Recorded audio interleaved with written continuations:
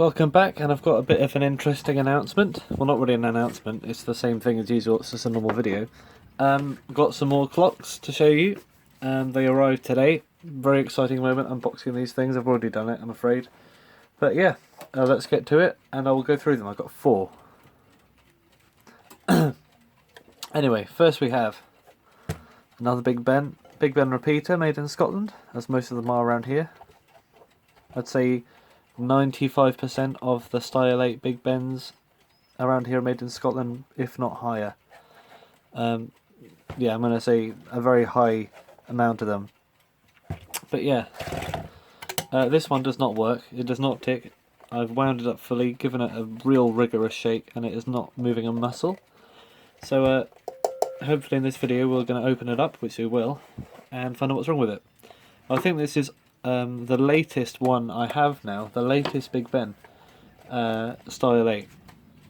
I did have some later ones with the later 70s and 80s dial with the thicker numbers on it, but I don't know if they're there anymore. I've sold them all, as I wasn't a huge fan of them, and I had so many Style 8 Big Bens that I had to get rid of some.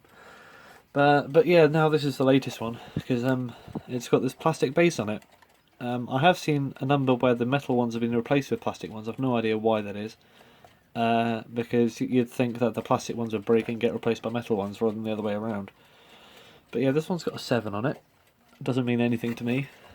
It meant something to someone. And I haven't tested the alarm. Does the alarm work? It's not working at the moment, but being a repeater, it's probably on the non-repeating area. And as the clock does not run, I'll not be able to hear the alarm. Unless the clock is ticking. But yeah, black dial, later one, probably 1970s, early 70s maybe. That's that. 1 out of 4. Next up we have a red alarm clock with no hands, except one. Just an hour hand on there. It says foreign at the bottom, which is not useful because it means we can't identify it. By the way, if you're recognising these and saying, I just put these on eBay a while ago, this is the guy who bought them. Yeah, that's me. Thanks for putting them up, and it's cool because, you know, you found my channel, I guess. But yeah, these are in good hands. Maybe not, actually. Yeah, it's got a metal back. I think it's made of steel, but painted gold to look like gold, I guess. Maybe even to look like brass, I don't know. So let's have a look inside it. What if I said I'd already taken a peek? Because I have. Yeah, I'm afraid. There's not going to see a genuine reaction, so I'll sort of simulate what it was like. Oh look, this is like a paint tin. I can just open this up. This is one of those tin can alarm clocks. Someone's mentioned that's what they were called. I can't remember your name, I'm so sorry. But you got recognised, so this is cool. That counts as a shout out. Ugh. I'm trying to open this with bare fingers. Bare fingers? Bare hands. Because I know I can do it, because I've done it. So I don't have to scratch up the paint. And it's a bit rusted. Ooh. There we go. Movement revealed. Yeah, I'm not sure what make this is. I think it might be Yara Zuren fabric, but I'm not sure. I'll have to check on that Veckerwerk Recyclness, which I will do a video on. And there appears to be a number 3, upside down number 3 there. Again, not useful to me because it's not a date stamp, because it's not from the year 3. That can't really be possible unless it is really old. There we go, it's ticking. This one runs for a bit until you put the back on it, which is not the best situation because why would you want that? There we go, it also stopped there. Not sure why exactly.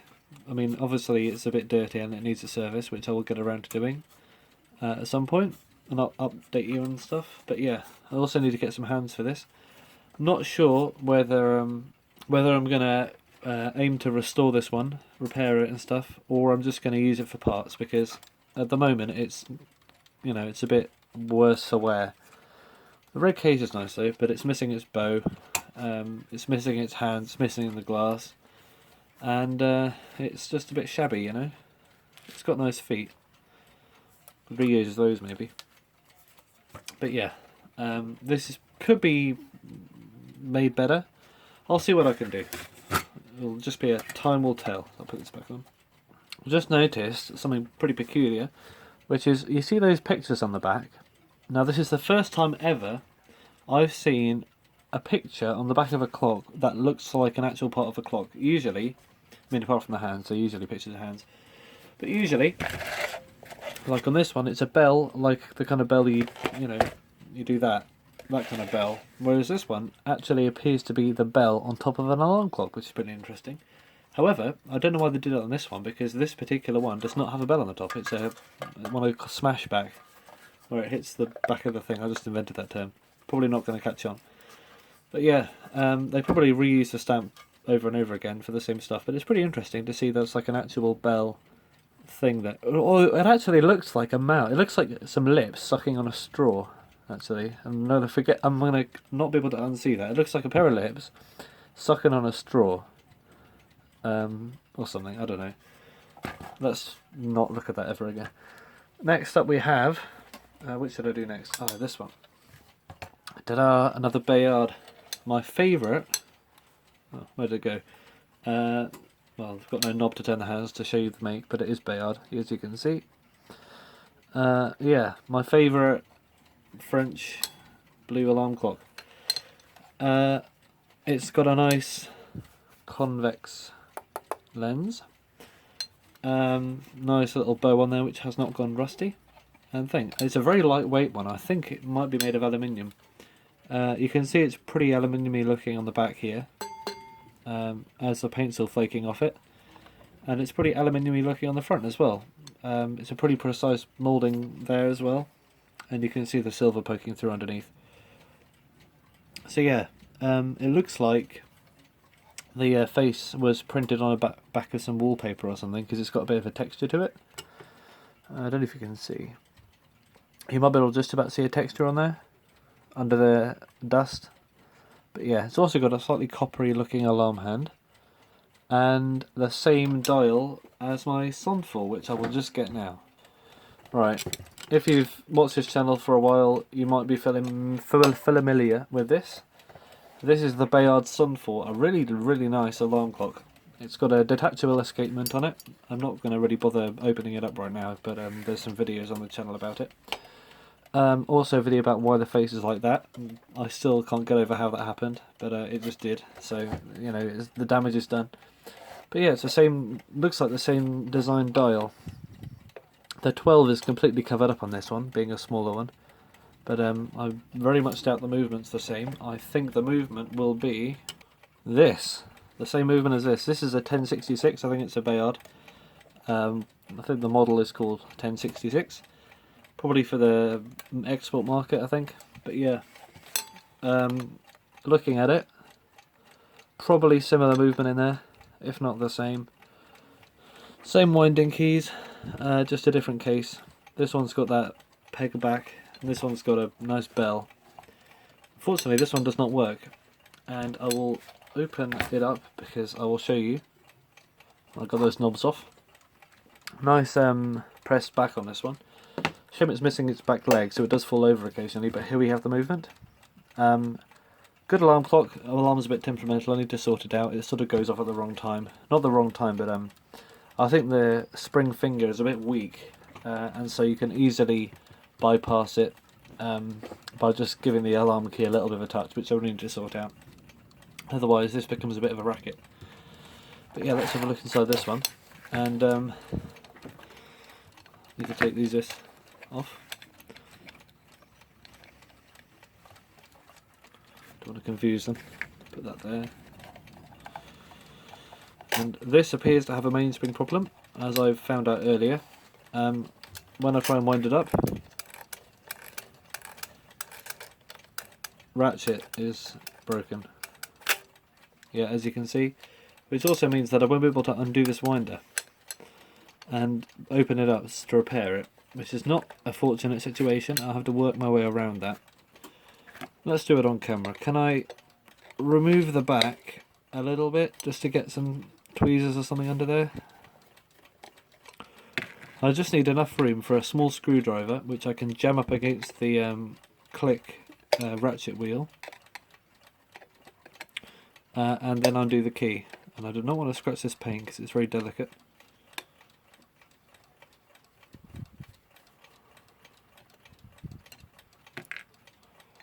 I don't know how old this is, but it is very lightweight. Alright, so we can see inside it, like that. But can I get a tool in there? I can barely see the mainspring. No, I can't get to the click from here. That's a bit of an unfortunacy.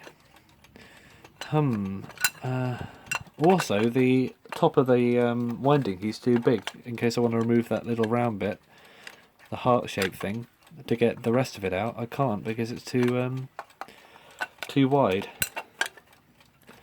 Well, we have a bit of a puzzle, ladies and gentlemen. But we can see it's got the same castellated balance wheel that this one has. So I'm assuming it's the same movement, although the Sunfall has that as well. Yeah, a bit of a puzzle this. I'll tell you what, I'll leave that there and show you the next alarm clock, and I'll try and figure it out myself. If not, oh, hang on a minute, what have we got here? Let's give that a bit of a twist and it came undone. Right, we've got some interesting leg feet and this tail plate. Come up with so many random names today.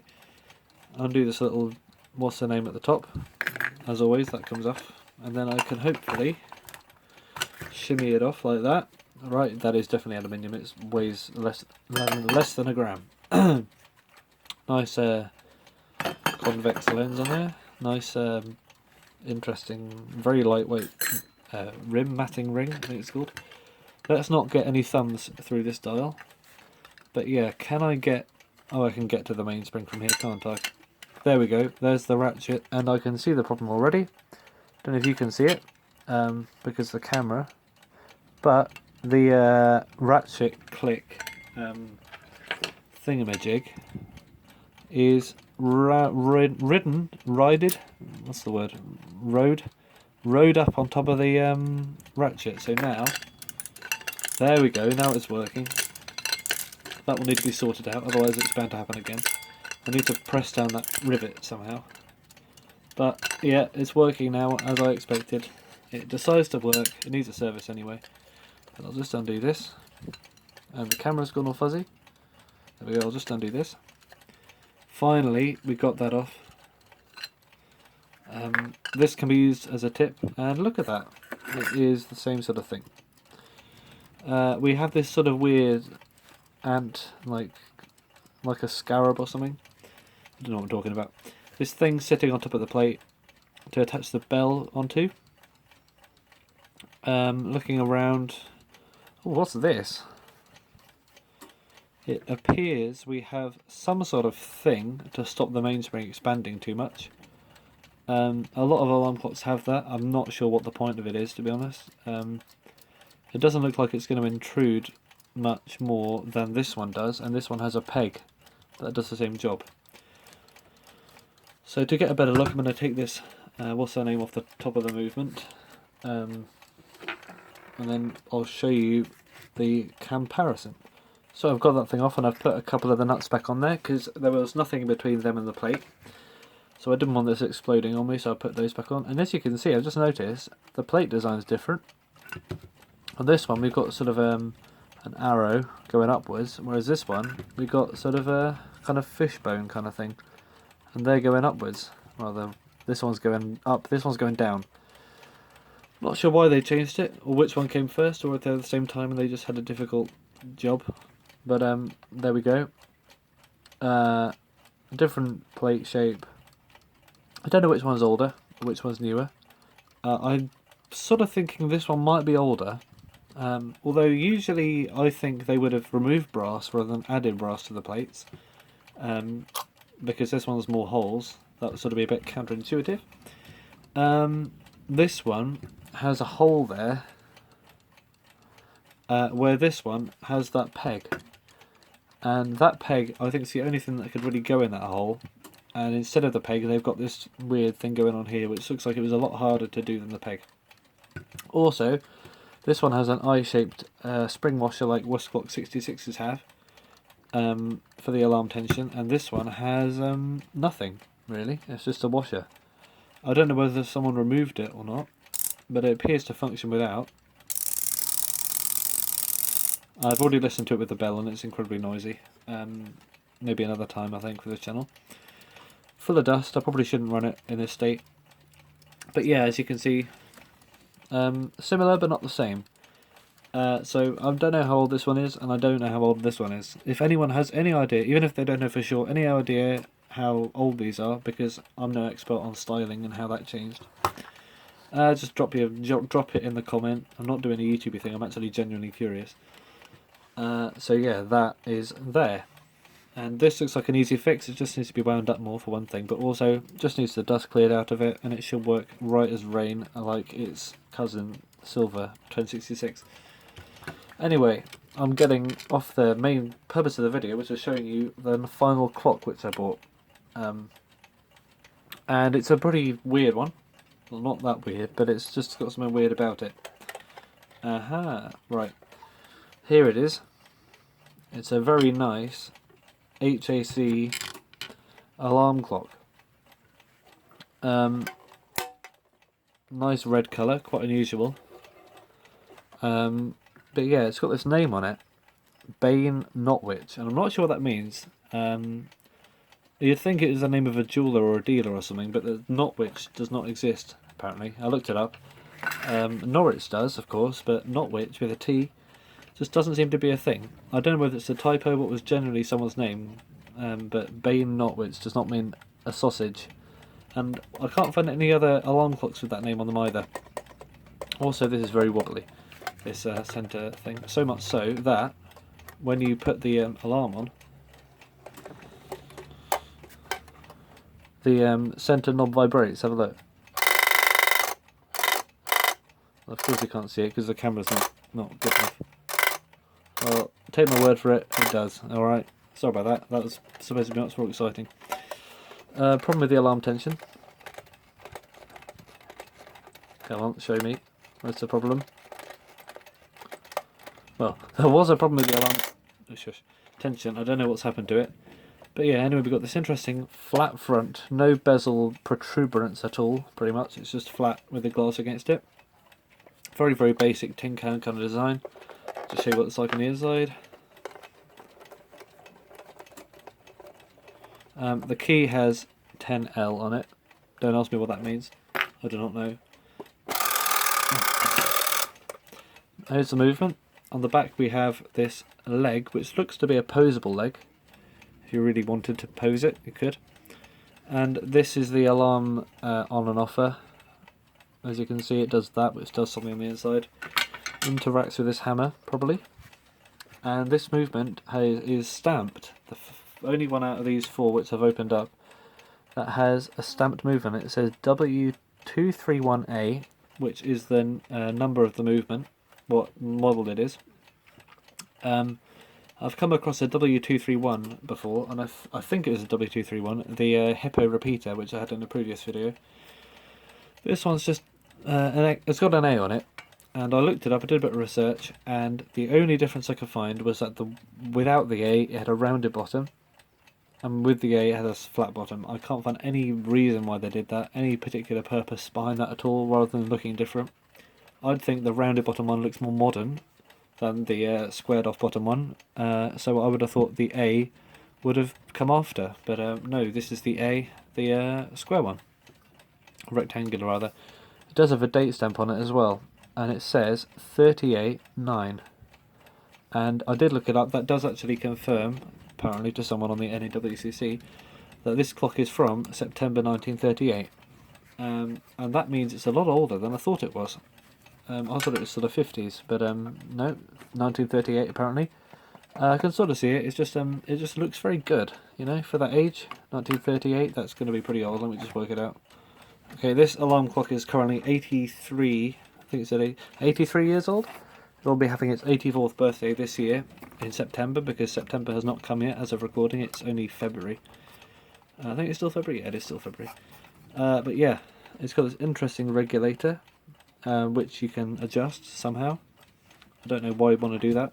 My oil just can fell over. I don't know if you saw it in the background, sneaky little oil can falling off the side. Yeah, looks really clean, this movement. Probably been serviced a few times. But yeah, I'm pretty sort of flabbergasted that this is as old as it is.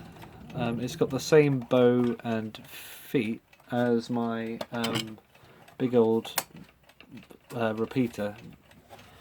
But yeah, this is an HAC. A nice arrow logo there, that's what it is.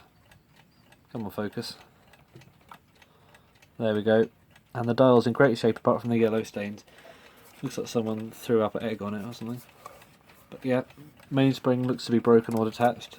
Sort that out another time. Otherwise, if you look at this, if I just put some bit of pressure behind that wheel, it appears to be a functioning thing. And it'll look very good. It's got a seconds hand subdial and an alarm subdial. It's going to be a really good looking clock, I think. That lovely red burgundy colour. So, that's it for now. Thanks for watching.